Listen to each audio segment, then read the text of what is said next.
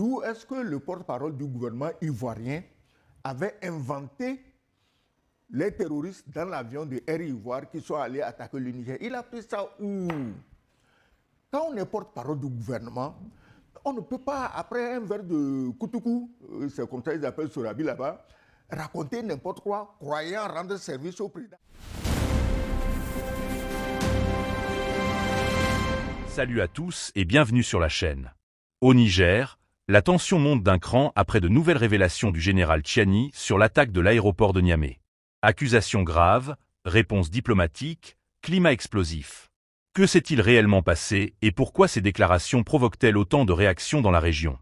On décrypte tout ça maintenant. Je pense que votre question est quand même pertinente, mais vous me permettrez de focaliser mon attention en première partie sur la personne même de Tchiani. Vous avez parlé d'une sortie d'une rare intensité. Je pense que vous avez raison. La personne de Tchiani, vous savez, son interview a duré au moins presque 6 heures. Et puis voilà un monsieur qui se montre naturel, structuré, et qui sort les faits dans une démarche tout à fait méthodique et parfaitement convaincante. Vous savez, je ne vous apprends rien en matière rhétorique. La pertinence d'un discours ne tient pas tant de l'alignement des mots grandiloquents avec effet d'impressionner, de mystifier, etc. La puissance d'un message, lorsqu'un leader parle, c'est que son téléspectateur, son auditeur, son interlocuteur puisse puiser dans son message des faits qu'il peut vérifier, des faits qui puissent le persuader, le convaincre de l'intérêt pour lequel le leader parle. Et en cela, il me semble que le général Tchiani, encore une fois, nous a montré qu'il n'est pas seulement un simple bon orateur, mais il est un leader. Un leader se caractérise par quoi? Par une certaine vision, par une certaine capacité oratoire à persuader ses interlocuteurs et à les mobiliser autour d'une cause commune. Et en cela, Tchiani, par sa sortie, encore une fois, nous montre qu'en fait, il est un homme suffisamment dense. À la limite, sa mémoire d'éléphant qui m'étonne, avec sans papier, sans papier, les sans lieux, rien du les tout, noms, il les tient références. un discours avec des référencements, un discours suffisamment structuré, posé, calme, qui ne peut qu'être délecté par les interlocuteurs. Je pense qu'il faut le tirer chapeau à ce propos-là. Concernant l'attaque même de l'aéroport, ce qu'il a dit de nouveau, c'est qu'en réalité, tout le monde comprend que aussi bien la France que ses valets locaux, notamment le président du Bénin et celui de la Côte d'Ivoire, sont réellement complices. Parce que tel qu'il a décrit les faits, il n'a fait que conforter ce qu'il avait dit dès la première sortie, pour dire qu'en fait, plusieurs fois, ils ont aboyé. Mais cette fois-ci, il faut bien qu'ils comprennent qu'ils ont le droit, les pays de la LS ont le droit désormais de rougir.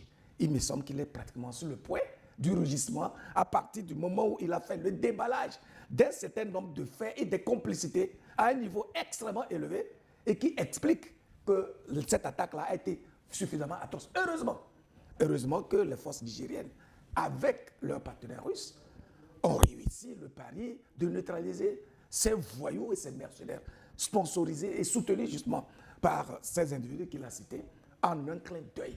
Et je pense qu'il faut féliciter justement les forces armées nigériennes et en même temps que ses partenaires et leurs partenaires qui ont permis qu'aujourd'hui le Niger soit encore ce qu'il est et qu'il crée encore de l'espoir dans la mentalité collective du peuple nigérien.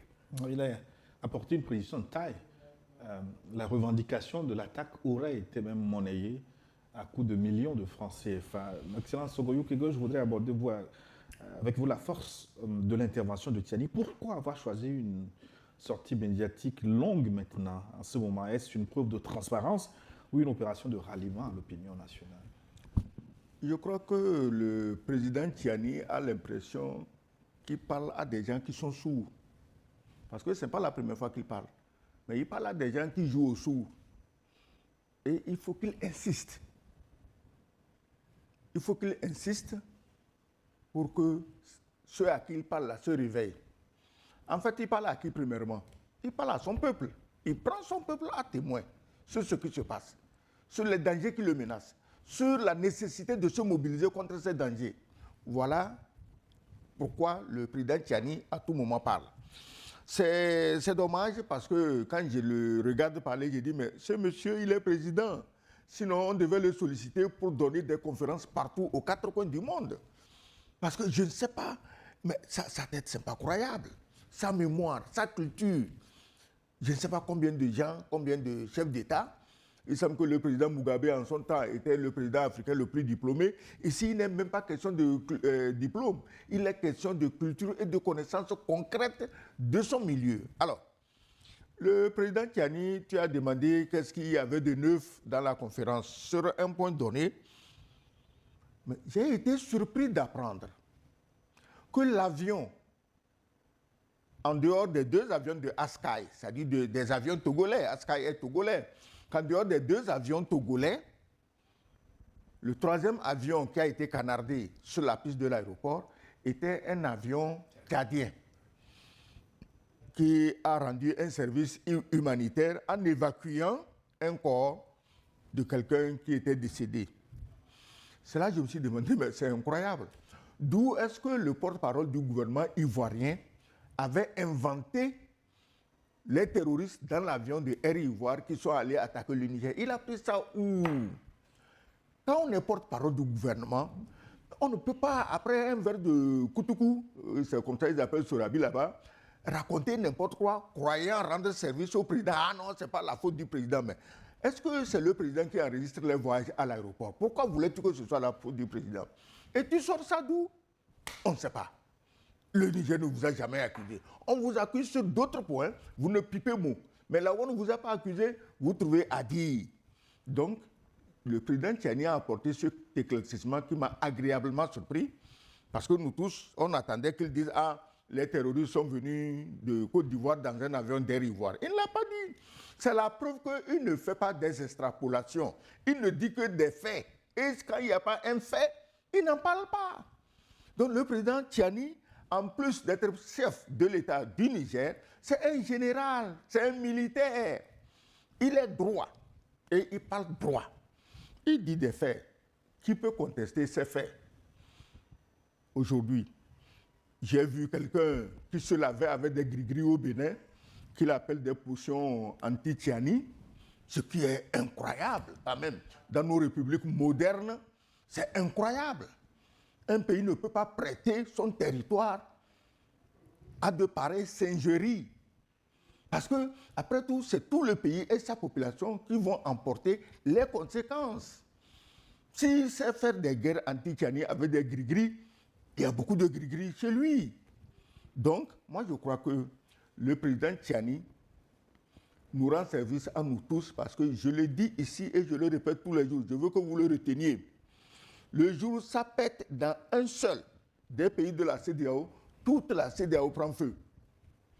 Et si le président du Burkina Faso, le capitaine Ibrahim Traoré, a parlé d'hiver noir, il a parlé de toute la sous-région, il n'a pas parlé des pays de l'AES ou bien de tel ou tel pays de la fameuse CEDEAO. Donc, ce que je déplore, c'est que devant ces faits flagrants, que personne ne dise mot, les pays accusés ne disent mot, l'Union africaine ne dise mot, la CEDEAO, n'en parlons pas, elle autre ne peut pas dire mot, parce que tout ce qu'on reproche à ces pays, c'est la CEDEAO qui sécrète ça, parce qu'elle est sous ordre. Donc, le président Tiani, on lui dit merci pour la clarté de ses interventions.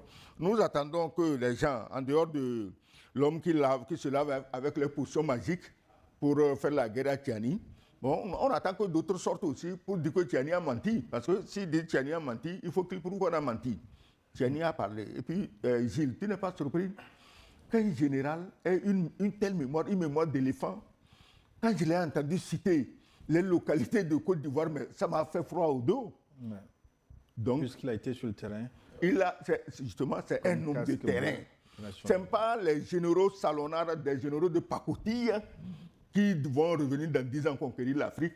Et quand ils finissent de vomir ces saletés, on leur déroule le tapis rouge dans certains pays africains parce qu'ils sont fiers que la France revienne les coloniser. Alors, passons maintenant au choc diplomatique que pourrait provoquer cette intervention du général Tiani, la réitération de ses accusations.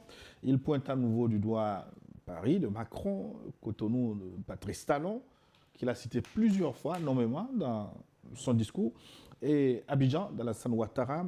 Luc Abaki, existe-t-il des éléments concrets, irréfutables dans son discours? S'agit-il d'une doctrine de rupture désormais figée?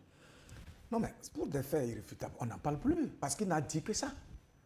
Durant toute sa sortie, il n'a fait qu'évoquer des faits dans une dynamique qu'on ne peut pas ne pas suivre. Donc, pour les faits, mais écoutez, quand il parle du Bénin, plusieurs fois, le Bénin est sorti pour démentir l'existence des bases françaises, sa collaboration avec les terroristes, etc. etc. Mais qu'est-ce que Tiani a dit? Il a interpellé directement le président Talon en lui disant que, mais écoutez, sur votre territoire, au nord notamment du Burkina, du Mali et du Bénin, vous avez au moins 13 avions français. Et il a détaillé à quoi servent ces avions-là. C'est des avions de transport logistique, de trucs. En tout cas, il a évoqué ça de façon technique, etc. Mais c'est tellement clair qu'on attend de voir c'est quoi le démenti éventuel que le Bénin pourrait apporter pour donc démolir ce narratif aussi solidement construit. Mais pour la Côte d'Ivoire, non seulement il a un parcours sur le terrain, et donc ce qu'il dit évoque tout simplement des patterns comportementaux, des expériences de terrain, c'est-à-dire quelque chose qu'il a vécu et qu'il porte. Mais il a tellement appelé Ouattara, il a interpellé sur des faits, sur des événements, sur des dates, sur des réunions. Et donc, le monsieur, il ne navigue pas à vue. Ce n'est pas un mystificateur. Vous savez, vous parliez de rupture diplomatique, etc. Moi, je suis amusé par ces notions un peu flatteuses qui nous donnent l'impression que oui, en diplomatie, il faut marcher sur les œufs. Non, mais écoutez, on est arrivé à un niveau où il s'agit d'engager des vies humaines. Et quand il est question de la survie d'un peuple entier, on n'a pas besoin de caresser les gens dans le sens du poil. Lorsqu'il y a une vérité, il faut l'évoquer clairement. Surtout quand on le dit à plusieurs reprises. Et les gens font la sourde oreille, dans le sentiment d'être bouchés, d'être blasés, d'être incapables de mouvoir et d'aller dans le sens de l'humain. Tout simplement, je pense qu'on n'a pas d'autre choix que de tenir ce type de langage. Voilà pour les dernières révélations autour de l'attaque de l'aéroport de Niamey et les tensions qui en découlent. Dites-moi en commentaire ce que vous pensez de ces accusations et de leurs conséquences pour le Niger et la région. Abonnez-vous, activez la cloche et on se retrouve très vite pour une nouvelle analyse.